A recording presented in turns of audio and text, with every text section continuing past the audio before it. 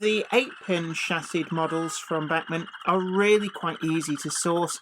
They come in all different liveries and outwardly they're pretty well detailed. The only thing they don't have is directional lights. You can see just how well this works.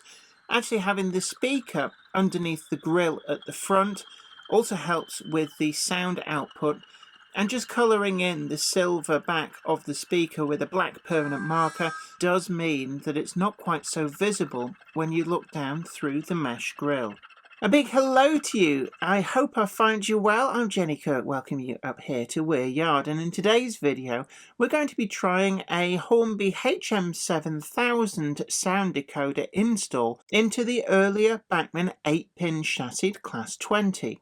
Now, it's one of the things that I've been asked quite a lot about whether these will fit in, and the answer is, up until now, I wasn't quite sure. The 21-pin chassis models, which feature directional lighting, are much more generous in terms of the internal space, and I wasn't too bothered about being able to fit a TXS decoder into one of those. But the earlier 8-pin chassis models are very plentiful on the second-hand market and do pass muster on any layout. These can be had for, I've seen them down to around £40 in great condition, and certainly they seem to regularly change hands in mint condition for not much more than £60 to £65, and there's a great choice of different liveries. So today, this is the locomotive that I'm going to be focusing my efforts on and seeing whether it is possible to fit that TXS decoder with the all-new Class 20 sound profile into these models, and whether that will give us a great result without needing to resort to surgery to cut away chunks of the locomotive's chassis. Today's video comes in association with Trainomatic, makers of DCC decoders and accessories that are designed by enthusiasts for enthusiasts. Find the full range available to order now at tramfabriek.co.uk. Additional support comes from... This is Clark Railworks, and this is what we do. You'll know us from Ellis Clark Trains, and you'll get the same friendly expertise with us too. We've got a huge range of pre-owned model railways from all your favourite manufacturers, and maybe some you hadn't heard of before. It's the place to come for quality. We don't stock substandard models, and everything we sell is fully tested and photographed by model railway experts.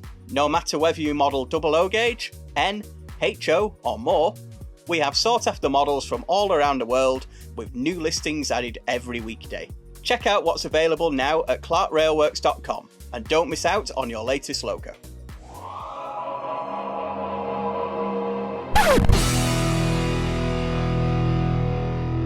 What's interesting about the Class 20 is that originally they were ordered as part of the pilot scheme, but British Rail actually wanted to major on the Clayton, the Class 17, except it was so desperately unreliable they were forced to stick with these, which the locomotive they were actually planning on withdrawing as part of the standardisation process, but it's probably as well that they didn't, because this turned out to be a much, much better locomotive design.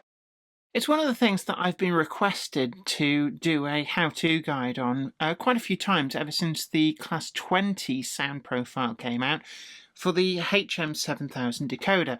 So I've got myself an 8-pin decoder here, and what I'm going to be doing is just doing an investigation and test fit of it into the older Bachmann 8-pin models. Now there's lots of them about. They're really good value for money. I've seen them in as new condition down to about 50 quid in the box. Really great value, so I think it's probably the most sensible starting option, because the 21-pin chassis version does have a lot more room for a sound install, so will naturally be an easier one to do by comparison. So I'm going to start out actually with this model, and getting into the Class 20 is quite easy.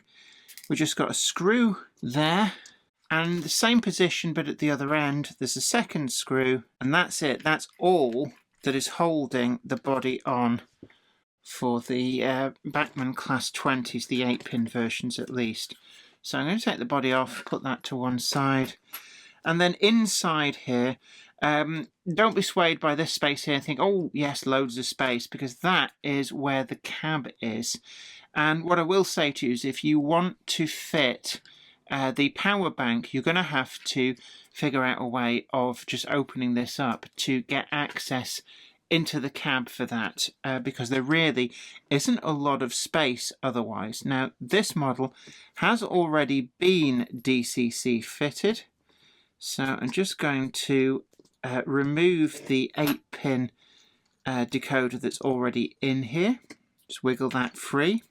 And there's a bit of room, if we just offer this up, we've got a slender bit of room in the front of the bonnet. So that's where we're initially going to try and test fit the decoder into.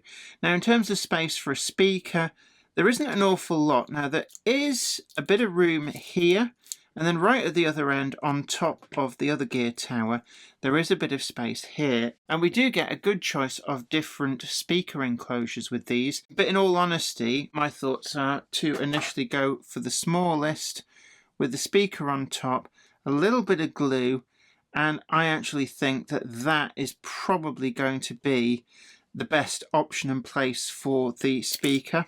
For some reason, there's some tape being put into this model. It's just sellotape.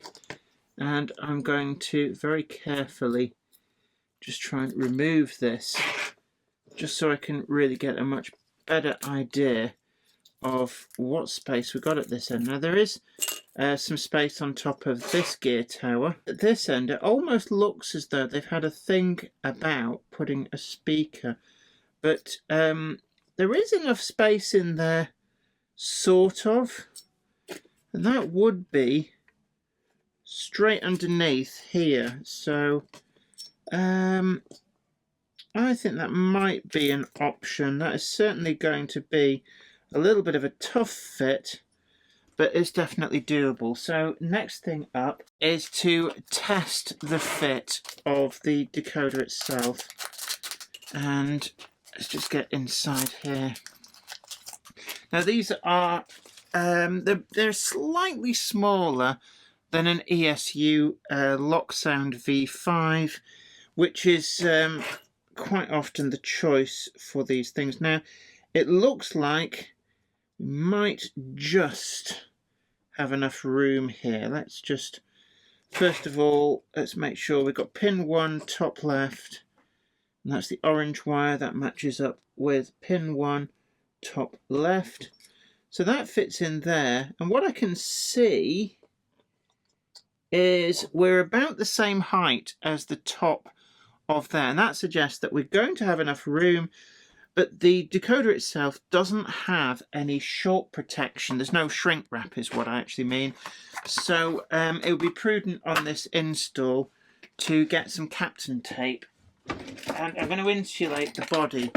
You do not want shorts with decoders because that brings all kinds of expensive trouble, and you really don't want to blow decoders full stop, but it's certainly not a sound decoder.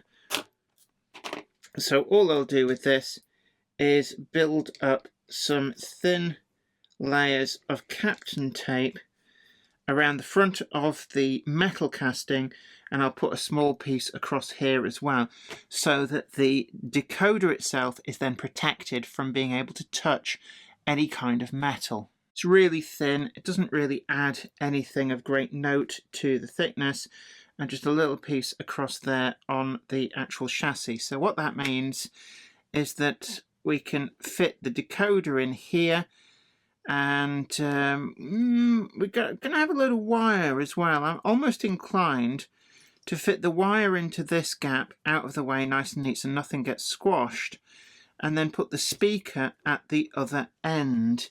It's not necessarily as good as putting the speaker there, but it's really a case of there's just a little bit of a lack of space.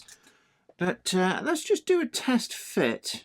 Let's see if we can get the body onto this model, and I'm going to slide that up. It's just jamming. Why are you jamming? I think that what we're going to need to do is just a tiny piece of Captain tape just to stop it from moving about. Sometimes you find it feels like there's resistance simply because the decoder has actually moved out of the position that you want it in and has ended up like at an angle and then just sort of jams things. So what I'm going to do is put a very loose piece of Captain tape at the bottom. I want to make sure that that goes all the way down. That's now held right down at the bottom. And just for a proof of concept, let's get the body back on. That is tight, but you can see we're getting all the way down on that chassis. So that's a good sign. We're not going to get shorts. I think some of the tightness is quite simply this wire is getting in the way. So first of all, I'm actually going to trim this end. It's one of the auxiliary functions. We wouldn't normally be using it, but quite frankly, I don't want to risk any kind of shorts. So it comes pre-tinned with a protrusion. I tend to just cut that off and actually use a little bit of nail varnish, which you can think of almost as a kind of liquid insulation. Just tap a little bit on there. That's all you need. You don't need a lot. It should dry fairly quick. Blow on it if you need to. Now, we're not going to get any wiring down the front here. You really do want to let the decoder breathe, as it were. So let's start work on the speaker. So let's just get some space for ourselves here. And I'm going to pre-attach this to the smaller speaker enclosure. I'm not going to mess about on this install. It's keeping it to what I know will fit. I have fitted TTS decoders to the Bachmann 8-pin chassis locomotives before now, and this is actually the perfect size of speaker enclosure. There is enough wire to get us to the decoder itself. Now we can either fit that down the back here, or will it? I really would like to put it there. The problem I've got is that this wire, and it's going to be pressed up against this grill, which I don't really want. So let's just see if we can tidy things up, get stuff neatened up with some Captain tape. Let's just move that out of the way. And this stuff is great for this job. You get quite a lot on a reel.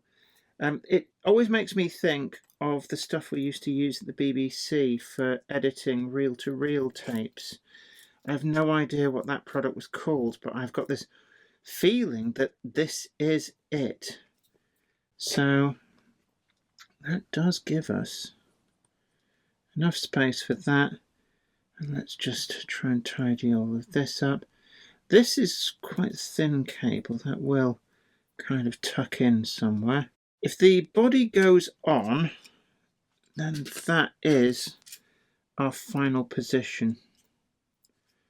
Again, Captain tape, because otherwise that speaker cable is going to jam within the body sides and affect the fit, which again I don't really want. So just run that over there. There is enough space just in front of the decoder for a small piece of wire like that. And that's just very gently, that seems to have come free. Let's put you where you should be. It does go all the way up. I can feel it's a little bit on the tight side. Success.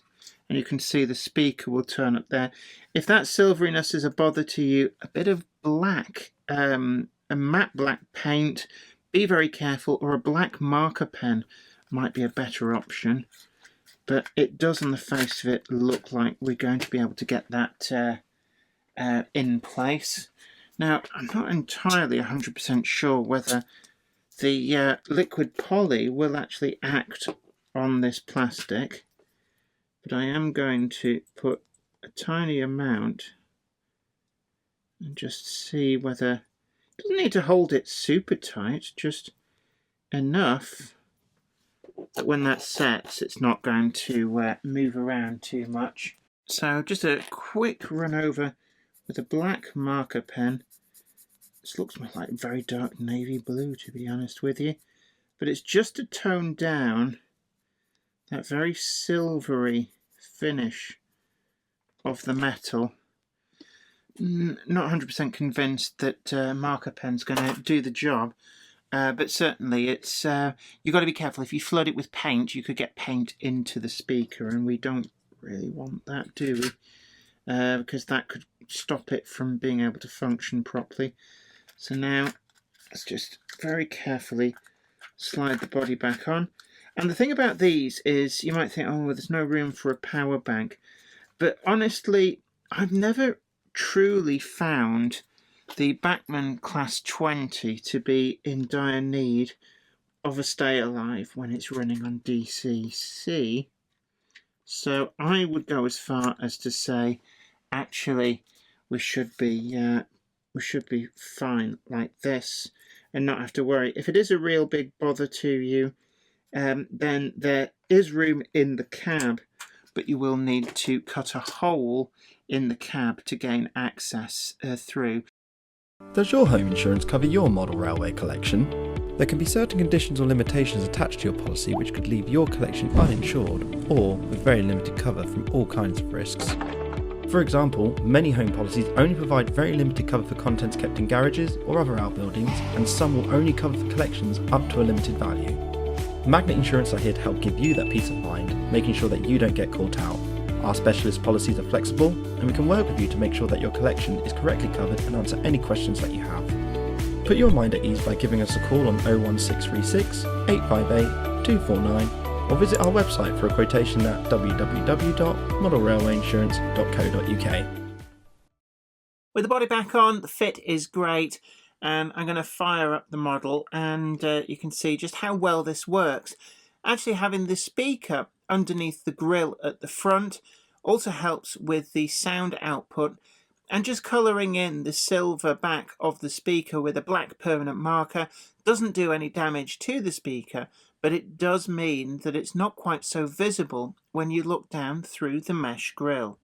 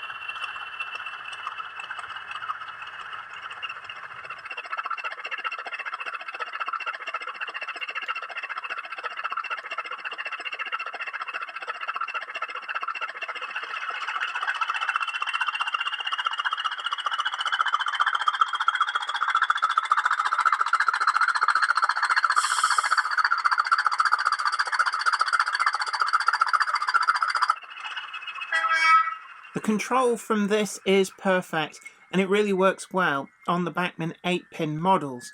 Now, the 8-pin chassis models from Bachmann are really quite easy to source. They come in all different liveries, and outwardly they're pretty well detailed. The only thing they don't have is directional lights, but they are the toughest to sound fit, and certainly when I've tried to fit the old Hornby TTS Class 20 sound chips in, it's really, really difficult, and certainly the speaker has proven difficult to get in there. In stark contrast, the TXS HM7000 decoder does fit quite snugly at the front of the bonnet, although insulating the chassis is an absolute must to stop any risk of shorts. but the speaker is much smaller and far more effective, and it sits perfectly underneath that fan grille. Whilst there isn't natively enough room for the power bank unless you do some minor surgery, you can fit it into the cab if you are prepared to cut a way through. However, this will be visible from outside of the model. There is additional space above the other gear tower, and this is about the same amount of space that was available for the speaker setup, but this is too small for the power bank. However, Hornby are considering a smaller form factor power bank for the future, which is primarily aimed at the TT120 models, but might actually be a perfect addition to models such as this. The 21-pin chassis Class 20s feature directional lighting and are much more generous on the internal space, and that makes them a very, very good and easy proposition for TXS decoder fitting.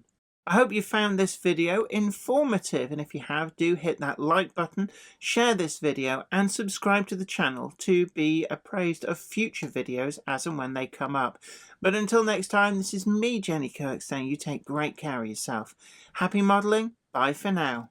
Today's video comes in association with Trainomatic, makers of DCC decoders and accessories that are designed by enthusiasts for enthusiasts. Find the full range available to order now at tramfabriek.co.uk. Additional support is provided by... This is Clark Railworks, and this is what we do. You'll know us from Ellis Clark Trains, and you'll get the same friendly expertise with us too. We've got a huge range of pre-owned model railways from all your favourite manufacturers, and maybe some you hadn't heard of before. It's the place to come for quality. We don't stock substandard models, and everything we sell is fully tested and photographed by model railway experts. No matter whether you model 00 gauge, N, HO or more, we have sought after models from all around the world with new listings added every weekday. Check out what's available now at clarkrailworks.com and don't miss out on your latest logo. Does your home insurance cover your model railway collection? There can be certain conditions or limitations attached to your policy which could leave your collection uninsured or with very limited cover from all kinds of risks. For example, many home policies only provide very limited cover for contents kept in garages or other outbuildings, and some will only cover for collections up to a limited value. Magnet Insurance are here to help give you that peace of mind, making sure that you don't get caught out. Our specialist policies are flexible, and we can work with you to make sure that your collection is correctly covered and answer any questions that you have. Put your mind at ease by giving us a call on 01636 858 249 or visit our website for a quotation at www.modelrailwayinsurance.co.uk. I'd like to thank everybody over on Patreon, and an extra special huge thanks goes out to our Patreon heroes. Without you guys over on Patreon, we really wouldn't be able to keep making the video content that you see on this channel. And don't forget that you can also head on over to patreon.com/Jennifer Kirk and check out the different tiers of rewards. Thank you so much. You are absolute legends.